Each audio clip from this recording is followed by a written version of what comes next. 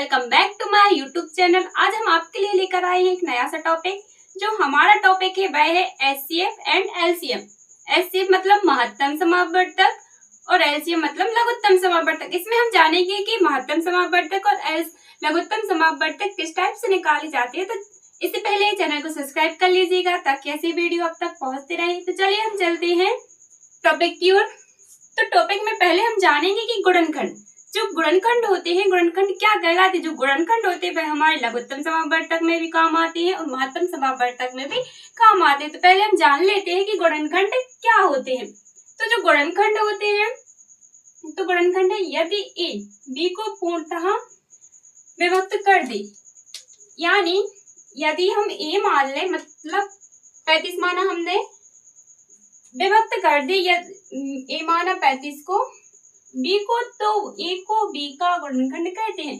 तो 35 है, 35 किस किस के में आता है, 5 के में भी आता है, यानी किसके पहाड़, जैसे हमारी बड़ी संख्या क्या हो गई 35, और हमें देखना है कि 35 किस किस के पहाड़ी में आता है। एक से स्टार्ट करेंगे तो ये आता है 5 की पहाड़ी में, 7 के पहाड़ी में और स्वयं 35 के पहाड़ी में। तो ये क्या हो गई गुणनखंड, यानी हमारे पास संख्या दी रहेगी वह जिसकी गुणा में आती है वह उसका क्या कहलाते है गुणनखंड। ये जैसे हम ले लें, यहाँ हमने ले लिए 22, तो हम 22 को देखें किस किस में आता है, तो 1 में आएगा। यहाँ हम लिख लेंगे 2 के पहाड़ी में भी 22 आएगा, फिर 11 के में आएगा और 22 स्वयं के पहाड़ी में आएगा। तो ये इसकी क्या हो गई गुणनखंड। आई होप कि गुणनखंड तो आपको अच्छे समझ में आ गए होंगे।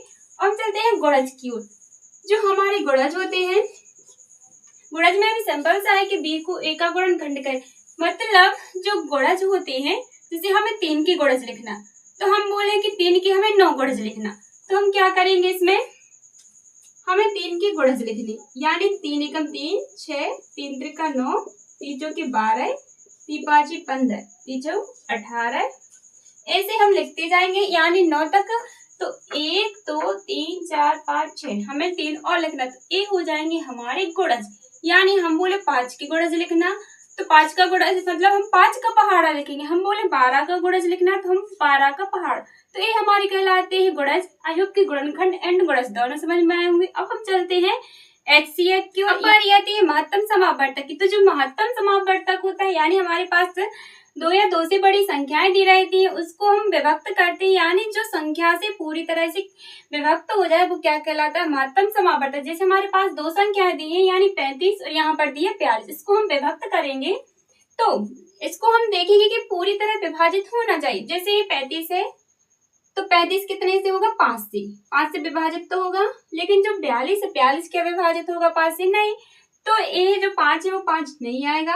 तो हम यहाँ देखें, हम ऐसी संख्या लेंगे जो ए भी विभाजित हो जाए और ए भी।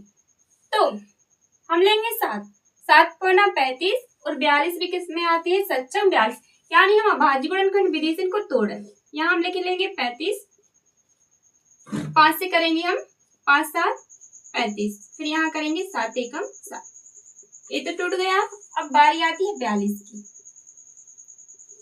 तो 42 का हम दुनिया पढ़ेंगे 6 7 42, 7 एकम 7। तो हमें दोनों संख्याओं में कॉमन देखना है, जो इसमें आया हो वह इसमें भी आना चाहिए। जैसे हम 5 को देखें तो 5 इसमें है बट इसमें नहीं है। अब 7 को देखें, 7 इसमें है और 7 इसमें, यानी जब हम इन नंबर्स को तोड़े तो दोनों में वो अंक होना चाहिए जो जिससे टूटा हो। तो इसमें 7 है, इसमें भी क्या निकल के है 7।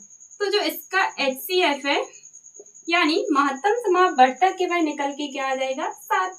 कॉमन सी बात है, जब हम इन दोनों नंबर्स को तोड़ेंगे जो इसमें आएगा और इसमें आएगा वह इसका क्या कहलाएगा एचसीएफ। और एलसीएम, जो एलसीएम होता है, एलसीएम में ऐसा नहीं होता, हमारे पास नंबर दिए रहते हैं उनको हम तोड़ते हैं, यानी छोटी से छोटी संख्याओं में तोड़ते हैं, फिर उनका गुणा करते हैं और उनमें पेयर बनाए जाते हैं। अब हम समझते हैं कि लघुत्तम समापवर्तक। आई होप कि महत्तम समापवर्तक आपको अच्छे से समझ में आया होगा। बिल्कुल सिंपल सा है कि ये नंबर दिए हैं, इन नंबर का हम पहले अभाज्य गुणनखंड से तोड़ देंगे, फिर इसमें कॉमन देखेंगे कि जो इसमें है वो इसमें भी आना चाहिए, तो वह उसका कहलाएगा एचसीएफ, यानी महत्तम समापवर्तक। ये लघुत्तम समापवर्तक की, तो इसमें हम देखेंगे लघुत्तम समापवर्तक में हम उदाहरण ले लें, कोई संख्या ले लें, जैसे 12 15 18 और 27।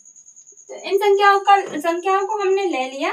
अब हम इन संख्याओं को निकालेंगे एलसीएम। तो इनको हम लिख लेंगे साथ में, यहाँ 12, 15, 18 और यहाँ लिख लेंगे हम 27। इसका हम अभाज्य गुणनखंड विधि द्वारा निकालेंगे।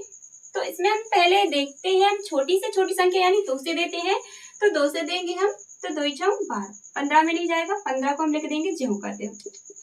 18 में जाएगा 2 का भाग, 2 × 18, 27 में नहीं जाएगा। अब फिर देंगे 2 से, अब 2 का 6 में जाएगा, 2 × 3 6, 2 का 15 में नहीं जाएगा, यहाँ 15 ज्यों का त्यों। हम यहाँ लिख देंगे 9 ज्यों का त्यों, क्योंकि 2 का पहाड़ा 9 में नहीं आता। तो अब 27 भी ज्यों के त्यों। अब यहाँ पर सम संख्या नहीं है, तो सम संख्या 2 से यानी नहीं जाएगा, अब हम देंगे 3 से। तो 3 × 3, 3 5 15, 3 × 9 और 3 9 27। अब फिर देंगे 3 से, 5 में नहीं जाएगा, ज्यों का त्यों, 3 × 3, 3 × 9। अब फिर से देंगे 3 से, तो यहाँ 1 ज्यों का त्यों, 5 भी ज्यों का त्यों, 1 और 3 × 3। अब हम देंगे यहाँ 5 से, तो हमारे पास नीचे क्या आया, 1 1 1, यानी 1 आ गया। अब हम इसको लिख लेंगे विस्तार से। तो हमने लिखा 2, फिर यहाँ लिखा 2, इसके बाद है 3,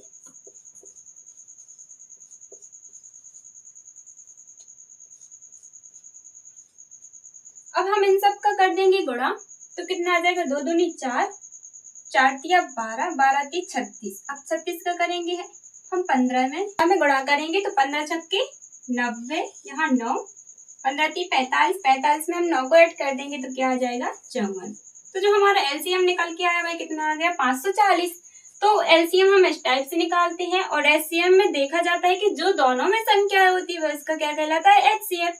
तो आई होप कि एलसीएम, एचसीएफ, गुणनखंड एंड गुणक ये चारों आपको बहुत ही अच्छी समझ में आए होंगे। आई होप कि और चैनल को सब्सक्राइब कर लिया होगा। तो मिलते हैं हम नेक्स्ट वीडियो में, जो नेक्स्ट वीडियो हमारे होने वाले हैं लघुत्तम समापवर्तक एंड महत्तम समापवर्तक तक। तो मिलते